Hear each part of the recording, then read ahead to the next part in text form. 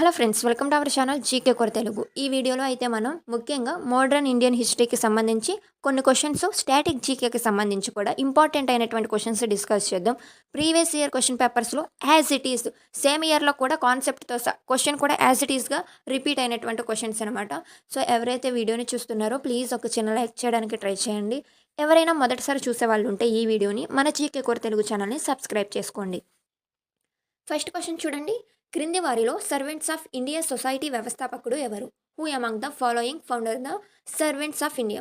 Servants of ఇండియాని స్థాపించిన వాళ్ళు ఎవరు అంటే గోపాలకృష్ణ గారు. గోపాలకృష్ణ గారు అయితే సర్వెంట్స్ ఆఫ్ ఇండియా సొసైటీని స్థాపించడం జరిగింది.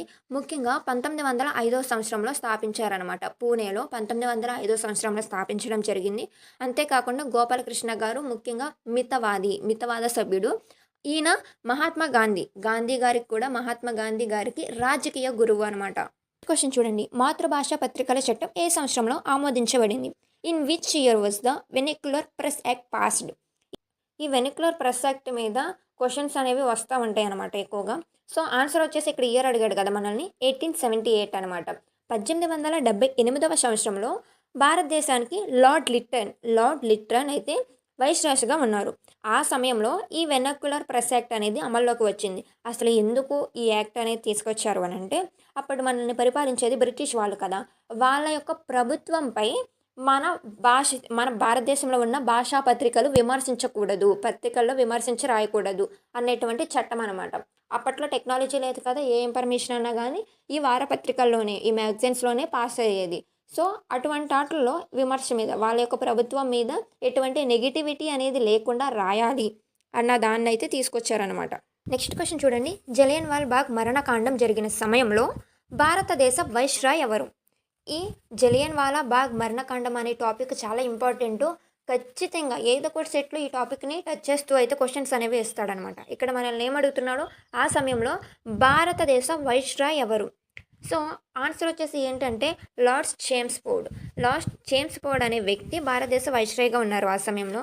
ముఖ్యంగా ఈ జలియన్ వాల్ బాగ్ ఎప్పుడు జరిగింది? 1919 ఏప్రిల్ 13వ తారీఖున జరిగింది. 1919 సంవత్సరం ఏప్రిల్ 13న ఈ జలియన్ వాలా బాగ్ మరణకాండం అనేది జరిగింది. సో ఆ సమయంలో భారతదేశ వైస్రాయ్ వచ్చేసి లార్డ్ చేమ్స్ఫోర్డ్ అనమాట. అప్పటి జనరల్ అయినటువంటి రెజినాల్డ్ డయ్యర్ నిరాయుధాయ ప్రజల మీద ఏంటంటే వాళ్ళకి హెచ్చరించకుండానే వాళ్ళ మీద కాల్పులు జరిపి అక్కడ ఉన్నటువంటి ప్రజలందరూ చనిపోవడానికి కారణమయ్యాడు. ఈ ఠాన అనేది మన భారతదేశ స్వతంత్ర ఉద్యమంలో కీలక మలుపుగా అయితే నిలిచింది. ఈ సంఘటనకు నిరసనగా అంటే ఇది జరిగిన తర్వాత రవీంద్రనాథ్ ఠాగూర్ గారు నైట్హుడ్ అనేటువంటి బిరుదును తిరిగి ఇచ్చేయడం కూడా జరిగింది. ఇది ఇంపార్టెంట్ పాయింట్. రవీంద్రనాథ్ ఠాగూర్ గారు ఏ బిరుదును, నైట్హుడ్ అనే బిరుదును దేని కారణంగా వెనక్కి ఇచ్చేశారు అన్న క్వశ్చన్స్ కూడా మనకి ప్రీవియస్ ఇయర్ క్వశ్చన్ పేపర్స్ని డిస్కస్ చేసినప్పుడు చూసాం. నెక్స్ట్ క్వశ్చన్ చూడండి. రవీంద్రనాథ్ ఠాగూర్కు మహాత్మా బిరుదును ఎవరు ఇచ్చారు? రవీంద్రనాథ్ ఠాగూర్ గారికి మహాత్మా అనేటువంటి బిరుదు ఎవరిచ్చారు క్వశ్చన్. సో ఆన్సర్ ఏంటంటే మహాత్మా గాంధీ అనమాట. మహాత్మా గాంధీ గారి అంటే విస్తృతంగా అంగీకరించబడిన సమాచారం ప్రకారం అయితే 1915 సంవత్సరంలో గాంధీ గారు దక్షిణాఫ్రికా నుండి భారతదేశానికి తిరిగి వచ్చాక, దాని తర్వాత ఠాగూర్ గారిని కలిసిన సమయంలో అప్పుడు గాంధీజీ ఠాగూర్ని మహాత్మా అని సంబోధించారనమాట. సో అది క్వశ్చన్. ఈ క్వశ్చన్ కూడా మనకి 2-3 టైమ్స్ అయితే రిపీట్ అయ్యింది. అండ్ అంతేకాకుండా మహాత్మా అంటమే మనకి గాంధీజీ అనేటువంటిది స్ట్రైక్ అయిపోద్ది. మళ్ళీ ఠాగూర్ గారు గాంధీని మహాత్మా అన్నారు, గాంధీ గారేంటో ఠాగూర్ని మహాత్మా అన్నారు. ఇద్దరిని మహాత్మా అని సంబోధించుకున్నారనమాట. చాలా ఇంపార్టెంట్ అండ్ కన్ఫ్యూజింగ్ క్వశ్చన్. చూడండి. పూనా ఒప్పందం మహాత్మా గాంధీ మరియు క్రింది వారిలో ఎవరి మధ్య సంతకం చేయబడింది? The Poona pact was signed between Mahatma Gandhi and whom? So ఎవరి మధ్య ఈ పూనా యాక్ట్కి సంబంధించి ఒప్పందం కుదుర్చుకున్నారు అని అంటే మహాత్మా గాంధీ గారికి మరియు డాక్టర్ బిఆర్ అంబేద్కర్ గారికి అనమాట. Option B. సో 1932 సెప్టెంబర్ 24వ తారీఖున పూణేలో ఉన్న ఎరవాడ జైల్లో మహాత్మా గాంధీ మరియు డాక్టర్ బిఆర్ అంబేద్కర్ మధ్య పూనా ఒప్పందం అనేది అయితే కుదిరింది. సో ఇంపార్టెంట్ అయినటువంటి డేట్ ఏంటంటే 1932. ఆ డేట్ ఇయర్ని అయితే గుర్తుపెట్టుకోండి, సెప్టెంబర్ 24 అనమాట. Next question. ప్లాసీ యుద్ధం ఏ సంవత్సరంలో జరిగింది? సో ఆన్సర్ వచ్చేసి 1757, 1755లో అయితే బ్యాటిల్ ఆఫ్ ప్లాసీ అనేది అయితే జరిగింది. ఎవరెవరికి మధ్య? సిరాజ్దౌలా మరియు బ్రిటిష్ ఈస్ట్ ఇండియా కంపెనీకి అయితే ఈ యుద్ధం అనేది అయితే జరిగింది. ఈ యుద్ధంలో రాబర్ట్ క్లైవ్ సిరాజ్ దౌలాకి వెన్నుపోటు పొడిచాడనమాట. సో, ఈ వెన్నుపోటు కారణంగా బ్రిటిష్ ఈస్ట్ ఇండియా కంపెనీ అనేది ఈ బ్యాటిల్ ఆఫ్ ప్లాసీలో గెలవడం జరిగింది. విజయం సాధించడం జరిగింది. Next question. All India forward bloc వ్యవస్థాపకుడు ఎవరు? ఆన్సర్ వచ్చేసి సుభాష్ చంద్రబోస్ అనమాట. 1939 మే 3వ తారీఖున సుభాష్ చంద్రబోస్ గారు ఆల్ ఇండియా ఫార్వర్డ్ బ్లాక్‌ను అయితే స్థాపించారు. అంటే అప్పటి కాంగ్రెస్ పార్టీలో అయితే ఉండేవాళ్ళు ఈయన.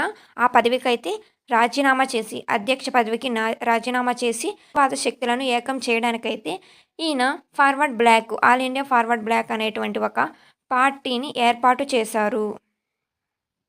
నెక్స్ట్ క్వెషన్ చూడండి. భారత జాతీయ కాంగ్రెస్ మొదటి సమావేశం 1885లో జరిగింది. అది ఏ ప్రదేశంలో జరిగిందనేది అయితే క్వెషన్. ఆన్సర్ బొంబాయి అనమాట. 1885 డిసెంబర్ 28 నుండి 31 మధ్య మొదటి కాంగ్రెస్ సమావేశం అనేది జరిగింది. సో, ఈ సమావేశం ప్రస్తుతం మనం ముంబై అని పిలుస్తున్నాం కదా, ఆ ప్రదేశం అనమాట. అప్పుడు దాన్ని బొంబాయి అని అయితే పిలిచేవారు. ఈ ప్లేస్లో అయితే జరగడం జరిగింది. నెక్స్ట్ క్వెషన్ చూడండి. క్రింది వానిలో భారతదేశపు మహానుభావుడు అని ఎవరిని పిలుస్తారు? Who among the following is known as the grand old man of India? So, grand old man of India అని పిలిచేది ఎవరిని? Dadabhai Naoroji. Option B is the correct answer అనమాట. నెక్స్ట్ క్వెషన్ చూడండి. రౌలట్ చట్టం ఏ సంవత్సరంలో ఆమోదించబడింది? In which year was the Rowlatt act passed? 1919. Answer వచ్చేసి 1919 సంవత్సరంలో అయితే ఈ రౌలట్ చట్టాన్ని అయితే బ్రిటిష్ ప్రభుత్వం ఆమోదించింది. నెక్స్ట్ క్వెషన్ చూడండి. ఏ భారతీయ సంఘ సంస్కర్త ఆత్మీయ సభను నెక్స్ట్ క్వెషన్.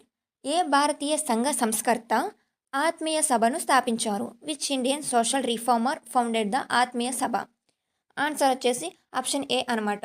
రాజా రామ్ మోహన్ రాయ్ గారైతే ఆత్మీయ సభను స్థాపించడం జరిగింది. 1815వ సంవత్సరంలో స్థాపించారు. అంతేకాకుండా ఈయన మూఢనమ్మకాలను నిర్మూలించడం, ఏకేశ్వరవాదాన్ని ప్రచారం చేయడం వంటివి కూడా సంఘంలోకి సమాజంలో ఎన్నో సంస్కరణలు అయితే తీసుకొచ్చారనమాట. ఈయన చేసినటువంటి కార్యక్రమాల వల్లే నెక్స్ట్ 1828లో బ్రహ్మ సమాజం ఏర్పాటు అవ్వడానికి పునాదిగా అయితే నిలిచింది. నెక్స్ట్ క్వెషన్ చూడండి. భారతదేశంలో పేదరికం మరియు బ్రిటిషేతర పాలన అనే ప్రసిద్ధ పుస్తకాన్ని ఎవరు రాశారు? Who wrote the famous book poverty and un British rule in India? Answer వచ్చేసి దాదాబాయ్ నవరోజీ అనమాట. Option B is the correct answer. దీన్ని 1901 సంవత్సరంలో అయితే దాదాబాయ్ నవరోజీ గారు poverty and British rule in India అనేటువంటి పుస్తకాన్ని రచించారు. ఇందులో ఆయన డ్రెయిన్ థియరీ, సంపద తరలింపును కూడా దీంట్లోనే ఈ పుస్తకంలోనే వివరించడం జరిగింది. క్వశ్చన్ చూడండి. దండి మార్చ్ ఏ సంవత్సరంలో ప్రారంభమైంది? In which year did the Dandi March begin? Answer వచ్చేసి 1930 అనమాట. 1930 సంవత్సరంలో అయితే దీన్ని ప్రారంభించారు. మహాత్మా గాంధీ సబర్మతి ఆశ్రమం నుండి దండి వరకు 240 మైళ్ళు దూరం అయితే నడిచి 240 మైళ్ళ దూరం అయితే పాదయాత్ర ప్రారంభించారనమాట. ఎవరు? Who was the first governor general of independent India? Answer వచ్చేసి lord Mountbatten. Option B is the correct answer. Independence వచ్చాక 1947లో ఇండిపెండెన్స్ వచ్చాక మన భారతదేశానికి మొట్టమొదటి గవర్నర్ జనరల్ ఎవరు అయ్యారు అని అంటే లార్డ్ మౌంట్ బాటెన్ అయ్యారనమాట. ఈ పదవి కాలం నెక్స్ట్ ఇయర్ వరకు ఓన్లీ 1948 వరకు మాత్రమే కొనసాగారు. తర్వాత సి రాజగోపాలాచారి గారు స్వతంత్ర భారతదేశపు మొట్టమొదటి గవర్నర్ జనరల్ అనమాట. పరీక్షల్లో మొదటి గవర్నర్ జనరల్ మరియు మొదటి భారతీయ గవర్నర్ జనరల్ మధ్య డిఫరెన్స్ అయితే గుర్తుపెట్టుకోండి. ఇండిపెండెన్స్ వచ్చాక క్వశ్చన్లో ఏమడిగాడు మనల్ని? ఫస్ట్ ఇండిపెండెంట్ గవర్నర్ జనరల్ అడిగాడు. కానీ క్వశ్చన్లో మనల్ని హూ ఇస్ ద ఇండియన్ భారతదేశపు వ్యక్తి ఎవరు అయ్యారంటే మొట్టమొదటి వ్యక్తి గవర్నర్ జనరల్ అంటే సి రాజగోపాలాచారి. ఆ రెండింటికి డిఫరెన్స్ అయితే గుర్తుపెట్టుకోండి. నెక్స్ట్, బెంగాల్లో శాశ్వత భూమి శిస్తు విధానాన్ని ఎవరు ప్రవేశపెట్టారు? ఆన్సర్ వచ్చేసి lord Cornwallis. Option A is the correct answer. Question చూడండి. 1942లో మహాత్మా గాంధీ ప్రారంభించిన ఉద్యమం క్రింది వాటిలో ఏది? Which movement was launched by Mahatma Gandhi in 1942?